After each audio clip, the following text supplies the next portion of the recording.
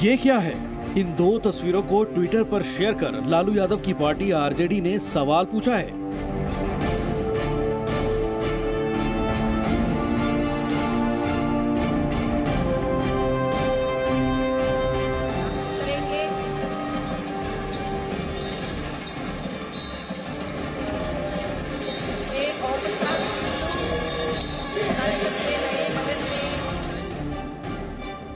दो तस्वीरें हैं। पहली तस्वीर ताबूत की है और दूसरी तस्वीर लोकतंत्र के नए मंदिर संसद भवन की है।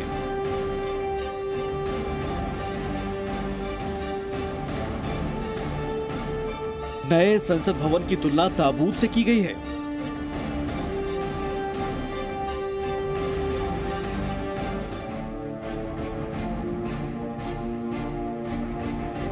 ये तस्वीरें गवाह हैं कि सियासत में विरोध के लिए राजनीतिक मर्यादा के गिरावट की गहराइयां अब खाई का रूप ले चुकी हैं।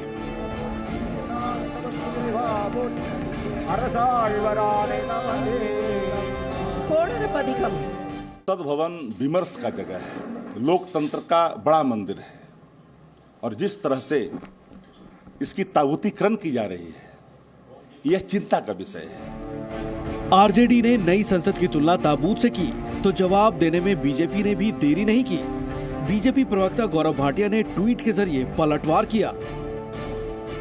आज एक ऐतिहासिक पल है और देश गौरवान्वित है। छाती पीटते रहिए।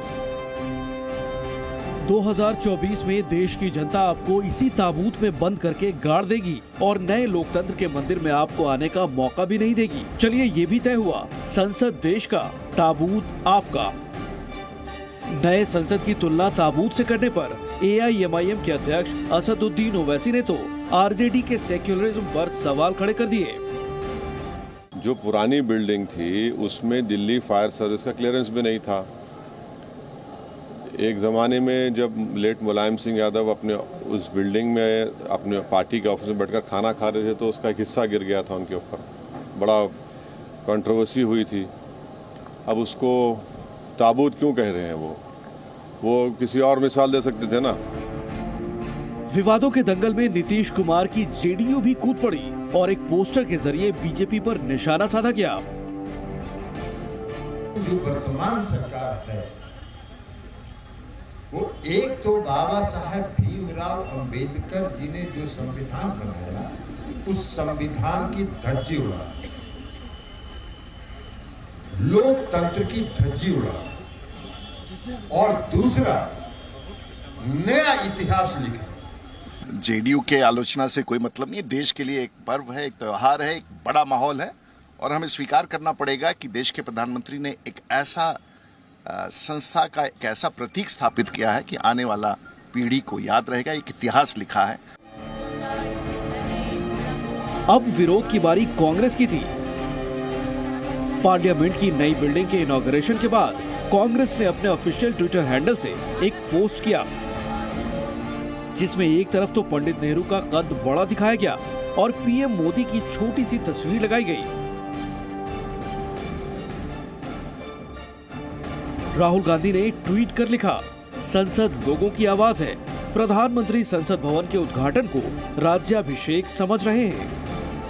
कांग्रेस पार्टी लोकतंत्र की मर्यादाओं, परंपराओं, राष्ट्रपति और उपराष्ट्रपति के अपमान पर न भागीदार बनना चाहती है और न साझीदार बनना चाहती है। इसीलिए हमने बहिष्कार किया। हालांकि कांग्रेस के विरोध का जवाब इस बार बीजेपी ने नहीं बल्कि खुद कांग्रेस के नेता आचार्य प्रमोद कृष्णम ने ही दिया। पहले मैं सोचता था कि विपक्ष में कुछ नेता हिंदू विरोधी हैं, लेकिन आज तो मुझे लग रहा है ये हिंदुस्तान विरोधी भी हो गए हैं।